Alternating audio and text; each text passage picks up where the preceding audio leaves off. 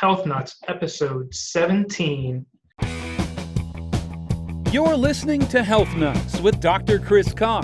Making lifestyle changes is hard for many people, and not knowing what to do or how to do it makes the task all the more daunting. Here at Health Nuts, we focus on helping you live a fuller life by discussing everyday health issues and exploring breakthrough solutions on how to overcome them. And now, here's your host, Dr. Chris Carr.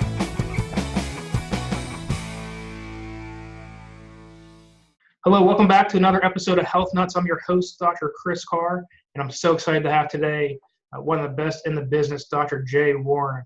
He's a prenatal and pediatric chiropractic doctor with over 17 years of experience. He is running the Wellness Care Coordinator at the CAP Wellness Center in San Diego, California. And it's crazy to believe that 90% of his practice is pregnant or postpartum women and babies under 1 year old. That's just an awesome stat. Dr. Jay is a proud member of the ICPA, and he's also part of the Association of Pre- and Perinatal Psychology and Health, and the host of the podcast and how I found him, Healthy Births, Healthy Babies. That's on iTunes. His online program, Connecting with Baby, guides pregnant women through processes through strengthening maternal bonding for happier pregnancy, gentler birth, and easier postpartum experience. Dr. Jay, welcome, my friend. Oh, thank you for having me. I'm happy to be here. Yeah, I was in the bio, and what I shared is how I found you is from your podcast, and I'd love to kind of get on that right away just because of how important it's been and how it's taken off for you. Can you share that with us real quick? Sure. As you just mentioned, I'm here at the CAP Wellness Center. Dr. Cap is an OB that owns the center and that I work with closely, and he's very naturally birth oriented. He does hospital birth, but he's very into having women educated and doing yoga, getting adjusted, doing acupuncture and the like. And so we have all these amazing practitioners under this roof. And when we first opened, I wanted to create a format that the patients that were coming to see us would have availability to pick the brains of all these practitioners, whether or not they were seeing all the different services or utilizing them. I wanted to make sure they had that information. And so being kind of like a techie guy that I am, I decided to put it in a podcast. I started it, I was thinking, let me just audio record it or do video recordings. And then iTunes is a great method of throwing it all in there and having a library created. So as we put all those episodes in, iTunes is amazing, and it goes all over the world, and people found it because they were really hungry for information on pregnancy and on pediatrics. And so as it expanded, I've been able to bring on a lot of guests from around the world that are experts in their field, and just have it as a library so women can just have a really healthy pregnancy, have a great birth, and get right to the fun part of parenthood rather than starting it off a little depleted and a little more challenged. Yeah, the first part of this, what we're gonna hit on is the pregnancy until labor and delivery. I'm looking forward to that part because I'm a first-time dad. My son just celebrated his one year birthday a couple weeks ago. Congratulations! You made it through the first year. Yeah, there was no gold star waiting for me. I was hoping it would be there, but I'll take it in stride. And a bunch of the topics that are on the iTunes relate to some of the struggles that we've been going through as parents with a child that's not sleeping, and kind of he's making it hard on my wife when he's up and ready to party at 3:30 in the morning. So the advice and tips we've gotten off of that has been pretty cool. So I'm so glad to have you on. Well, good. I'm happy that it's been helpful. That's what it's been created for. So before we get to that part, I always like to have the guest share an affirmation or a quote, something that gets through your day. Is there anything that sticks to mind? Yeah, it's coming. This quote that I keep telling myself, kind of my mantra right now, is something that serves me as a dad, because I'm a first-time dad too. I'm a kiddo's 3.5, and that adds a different element into business life and personal life. A great element, of course. But the thing that I keep telling myself is all I can get done today is what I get done today. And I have to say that to myself because there's so much on my plate. I mean, business-wise and what I want to create here and online programming and patient base, all those things are so fun. And I want to be home all the time with my kiddo and playing, and 3.5 is a challenging age with him challenging us and the like. So there's a lot of times where I have an agenda for the day that just doesn't it just doesn't happen because the day goes different. And me being a list crosser offer guy, I want to make sure I just celebrate like, all right, this is what I got done. It's good enough. We'll start it up again tomorrow. Do it all. Tomorrow's a new day.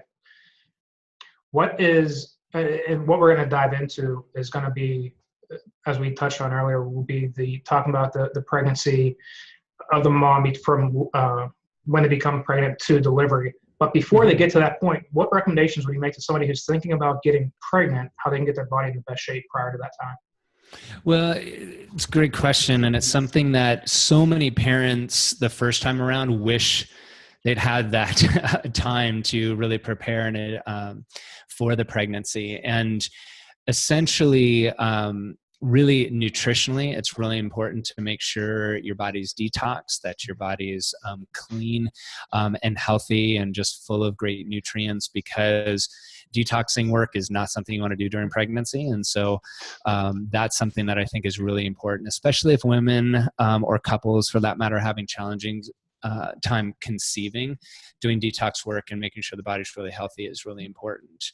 But then in a mindset sense too, really preparing yourself for parenthood. I know doing a lot of work with people that are having challenges with fertility, obviously like physically and physiologically and biochemically, there's things that can be done and hormonally, but really doing some work around preparing yourself to be a parent and kind of going through, all right, let's create space for that. And it doesn't mean like, cross off all the things on your bucket list, because once you're going to be a parent, you're never going to get to do it again.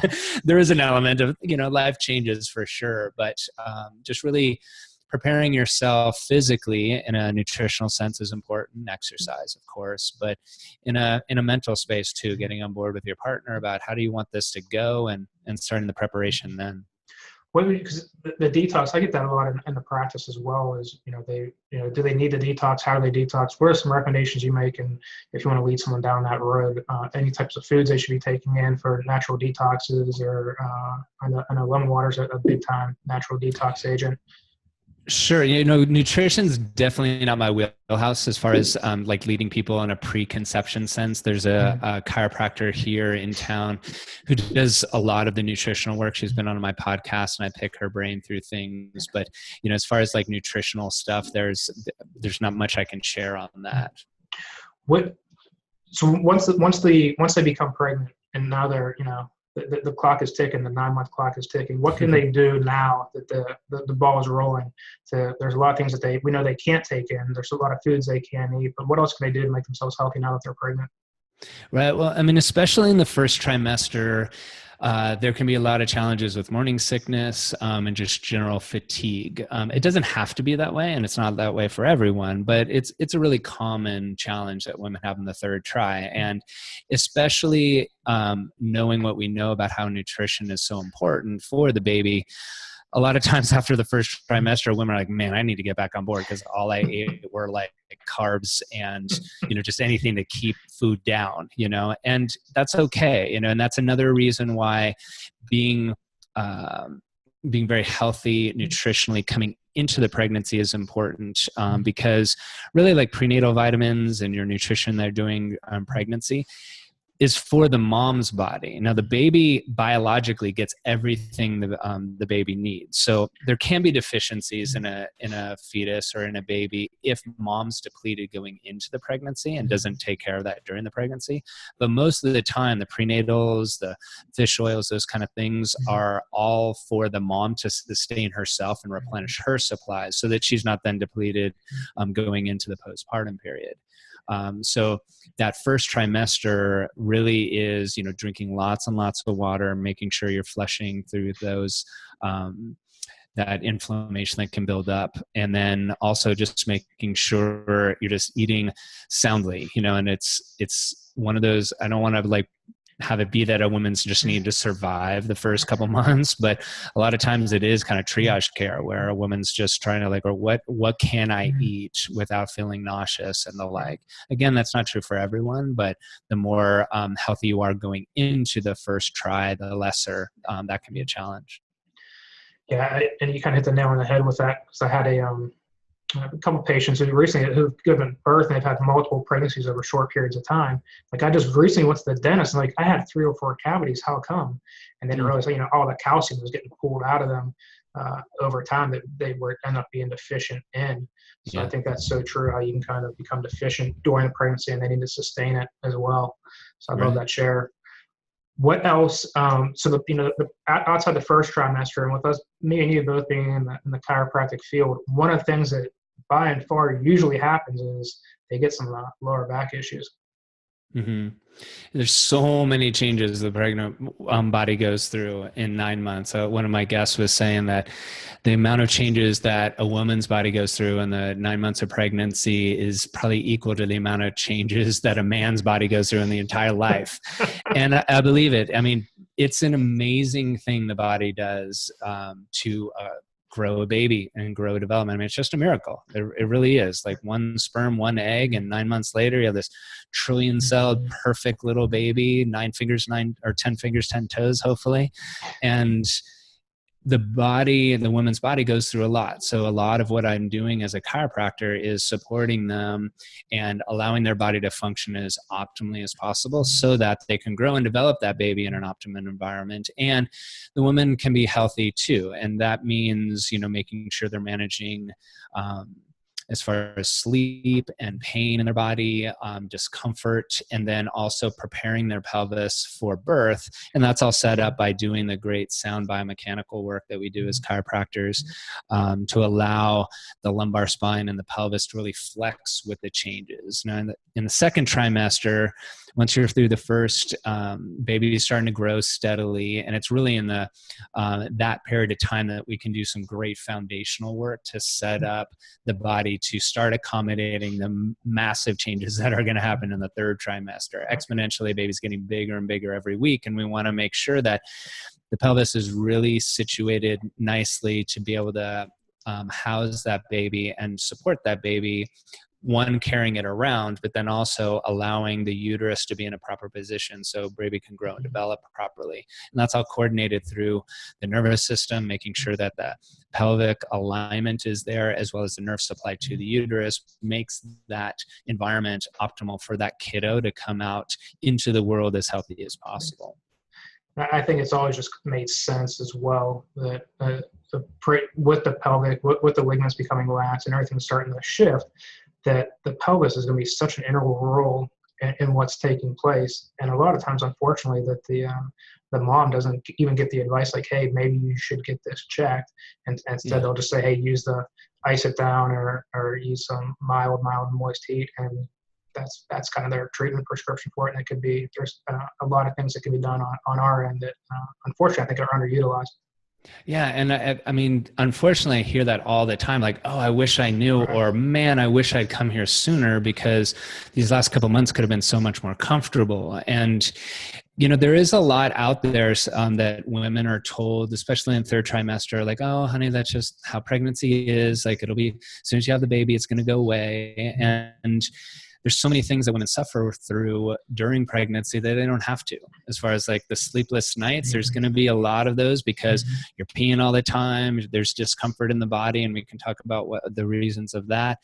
But there's things that if there's misalignments adding to all of those levels, if we can reduce those, then they're going to be that much more comfortable, able to sleep more comfortably, walking, keeping on their exercise, all those kind of things that instead of just saying, okay, well, this is how most women do have problems during their pregnancy, we can change that. And as you said, the relaxin going through their body is just, it makes their body work really hard. It's, if a woman's not familiar with relaxin during the pregnancy, it's a hormone secreted naturally by the body to do just that, relax the ligaments of the body. And it's mainly for childbirth. If you imagine the pelvis, we want the ligaments to expand so baby can come through, right? But the problem is the relaxin works on all of the ligaments of the body. So it's softening all of the joints of the body, which intelligently by the body, the muscle system necessarily has to work a little harder, right? To maintain the joint so that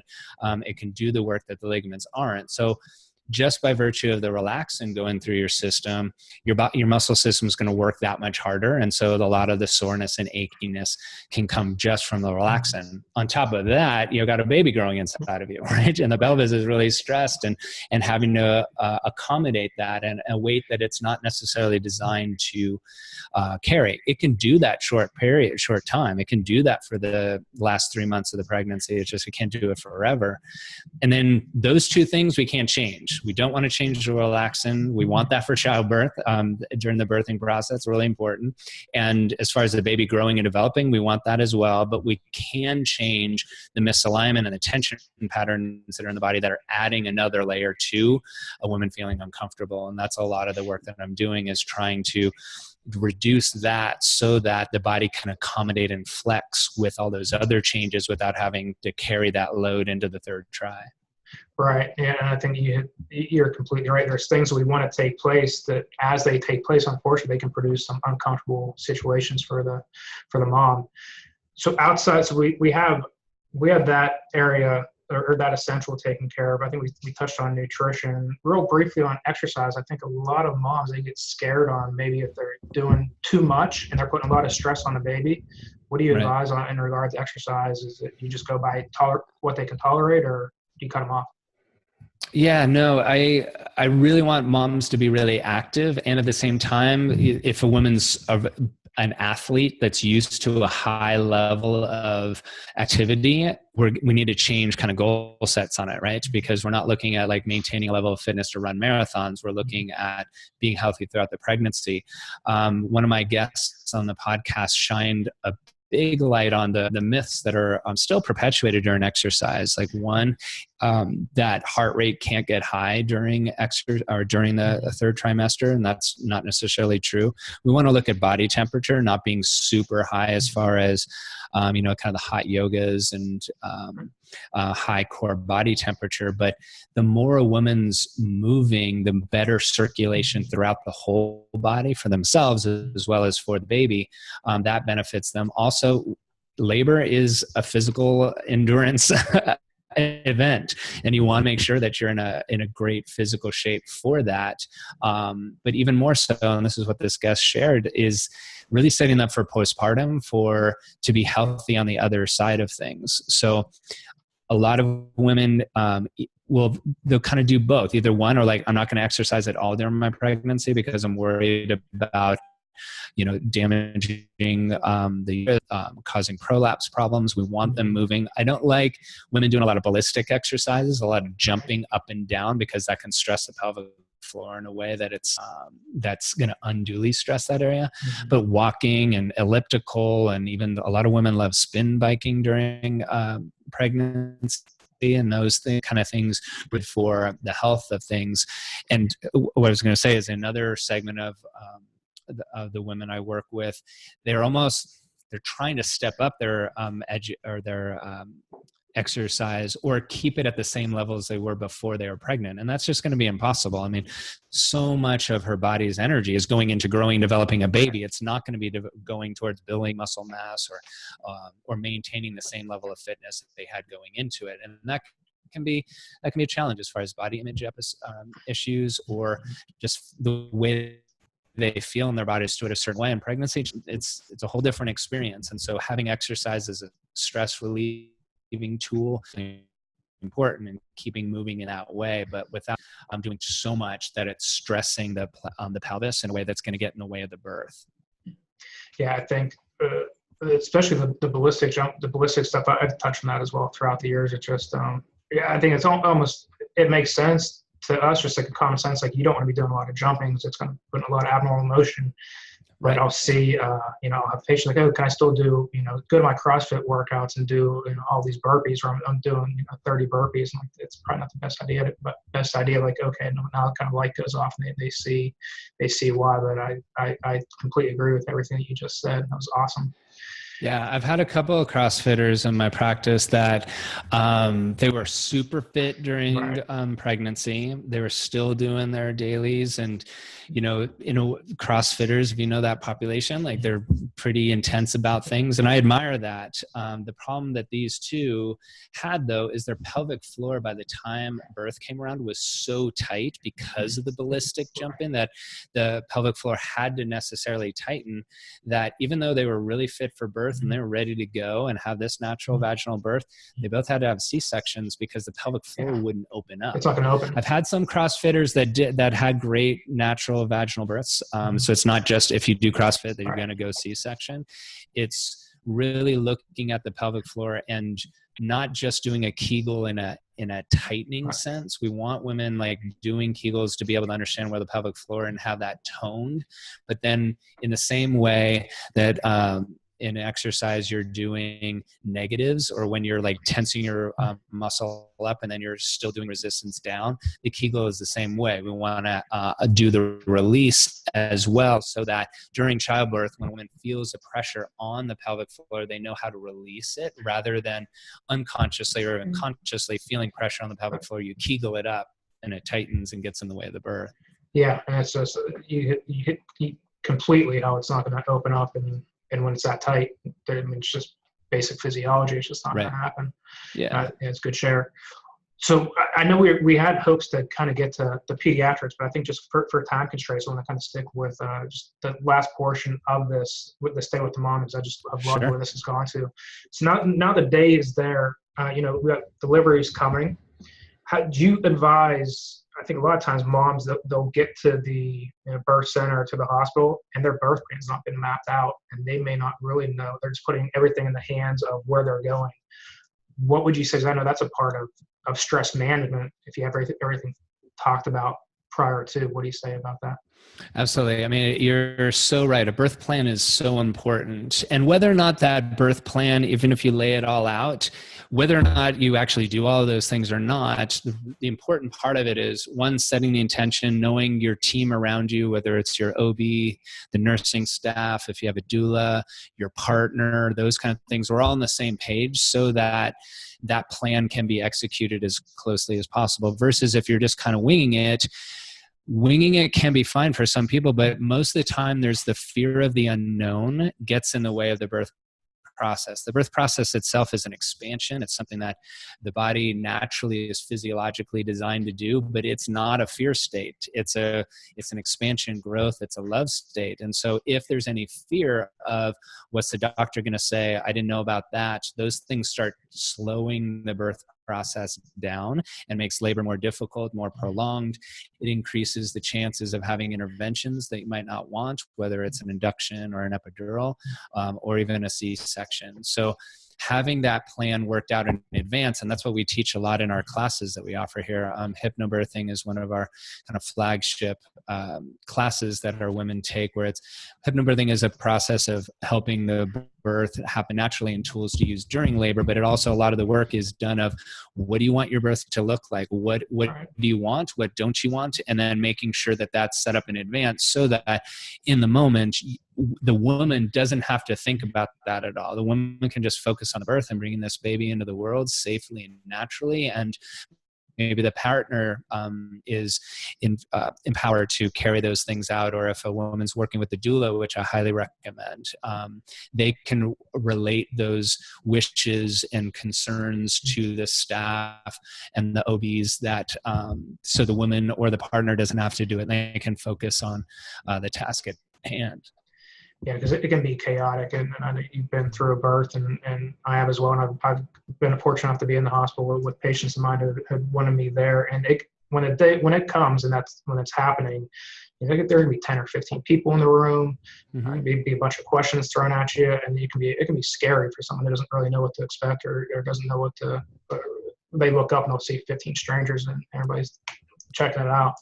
Right. So, and in the same way, like with a birth plan, kind of understanding the process and understanding the environment that you're going to be in, while nobody's going to want 15 strangers around them while they're birthing their baby. Mm-hmm. That might happen. So knowing that in advance, that might be a scenario that's happening, then allows it when it happens to not be as foreign and as scary. Right. I mean, there's a lot of things we could talk about as far as physiological birth, and the experts that I've been able to pick their brains on talking about, birth is supposed to be unobserved, uninterfered with, and the hospital environment is not that environment. If a woman wants to and feels most comfortable having a birth in the hospital, then absolutely you can create that environment. You just have to work a little harder, because the nursing staff and the OBs, their job is to monitor you in that way, but that goes against physiological birth. If you look at mammalian birth, typically mammals are going away into a darkness, secluded to have their babies. And if something happens where something's around, that fight or flight state shuts down labor so the animal can move somewhere else. And we're mammals too, and we do it in different ways, and advanced in other ways. But we want to make sure the woman feels really safe and really secure. And if that's in a hospital, great. And knowing there's going to be a lot of people around potentially, how to make sure that that's minimized as much as possible. Or if a woman's more interested in a birth center or in a home birth, making sure that the same kind of any fears that might come up around that environment, and they're just different, are taken care of too. So they can be, it's just like doing anything. Like if there's that fear of the unknown that can get in the way of it. And then once you've done it once, the next time you do it, you're like, okay, I know how this is going to be.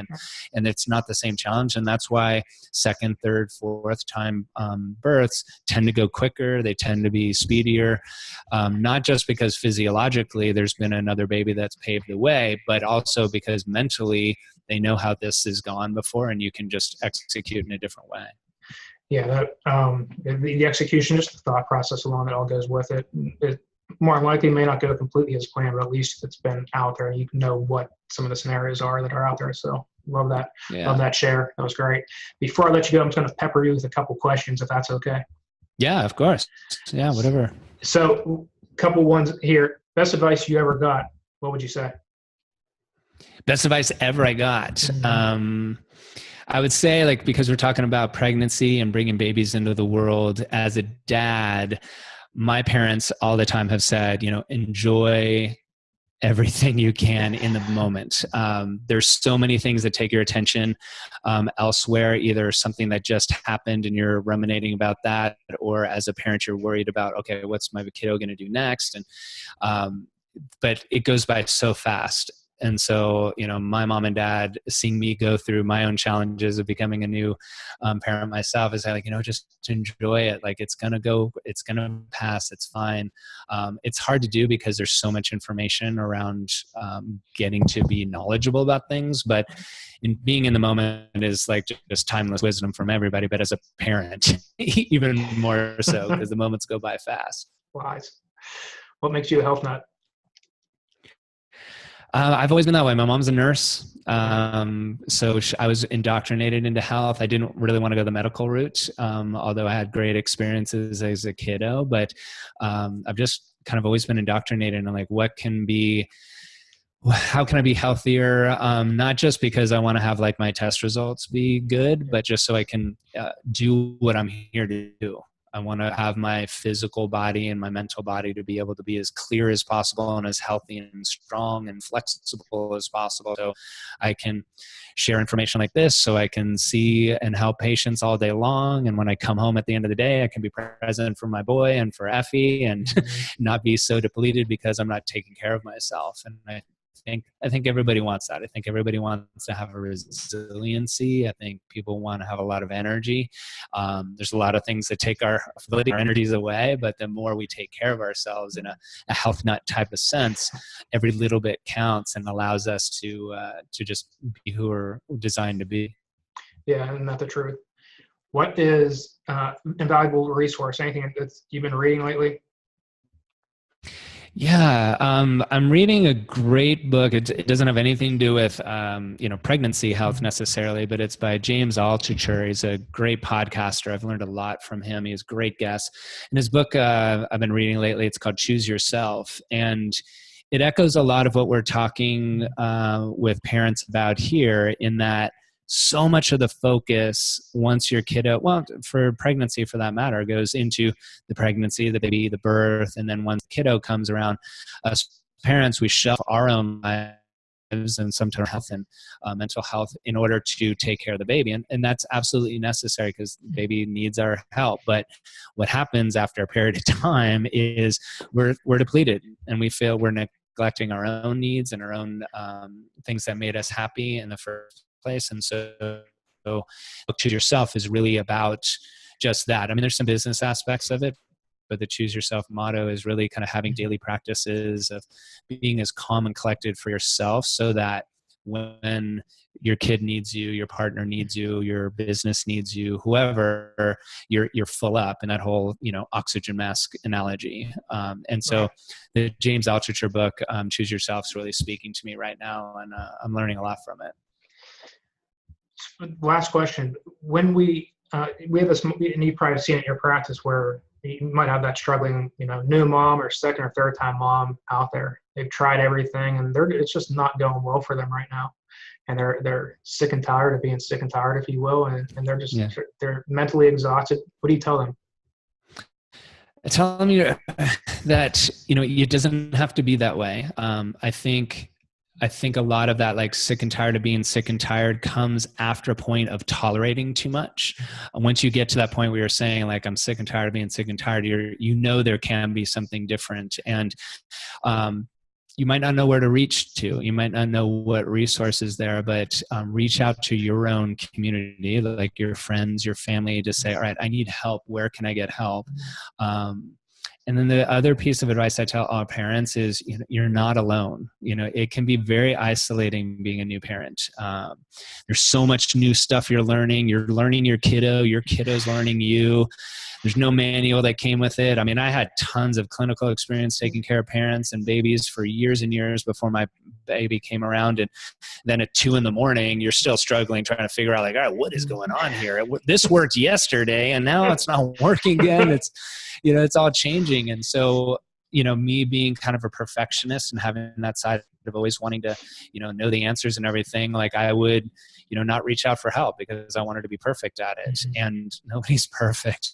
Nobody's got everything dialed in, and the things that I'm doing well, there's other parts that I'm lacking on, and you might be able to help me with the things I'm not doing as well. And I can help you with the things I'm doing strong. And there's a just a great community of parents. We're all going through it together, and we all have different challenges, but we all have challenges. And the more we talk about it, the more we realize, all right, I thought that was the only one that's having trouble put my kid to sleep.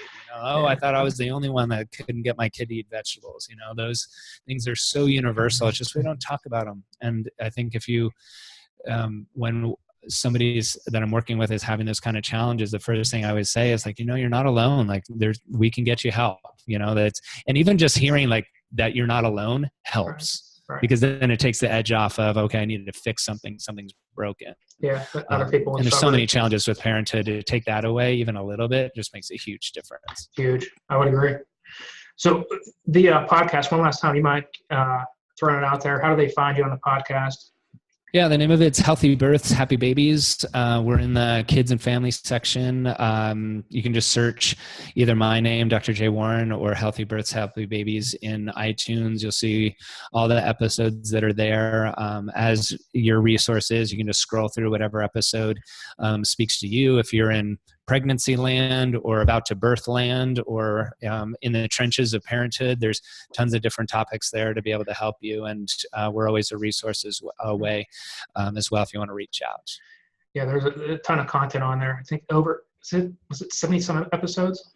Yeah, we're hitting about 80 in a couple of weeks. Yeah, it's been an amazing road these last 2 years of lots of exposure, and I've been able to pick the brains of amazing people, and I learn so much every time I get to interview, and it's just great that it can be a great resource for people, as is this podcast for your patient base. Yeah, so being consistent, it's been great. It's been a fun ride so far. I'm looking forward to maybe get to Jay Warren territory down the road. Right. No, I know how much work it is. So I applaud you for doing all of this work of, finding guests, having great interview style, putting it into iTunes so people can, all of the work you do, they are able to benefit from. So thank you for doing that. Thank you for allowing me to be here and share my message around pregnancy. And maybe if you want to, we can do some talk about pediatrics and kiddos another time. Yeah, I would love to, just because how much you shared, I didn't want to make that message less heard because we were trying to move on, and I just love sure. Yeah, that's a lot. There's a lot. It's a ton. So I thank you so much for giving back today and connecting, and I look forward to doing it down the road with you again. It's my pleasure. All right, thanks, Doc. We'll talk to you soon. We'll see you guys next week on Health Nuts. Bye now. So, you've heard from the experts yourself this episode and have gotten some golden nuggets on health. There is so much more to come and so much more to learn. Head on over to pghcw.com. Again, that's pghcw.com, and sign up for our newsletter where you'll receive free info on how to get and stay healthy. Thanks for listening, and we'll see you next time on Health Nuts with Dr. Chris Carr. Be sure to subscribe to the podcast and please leave a review.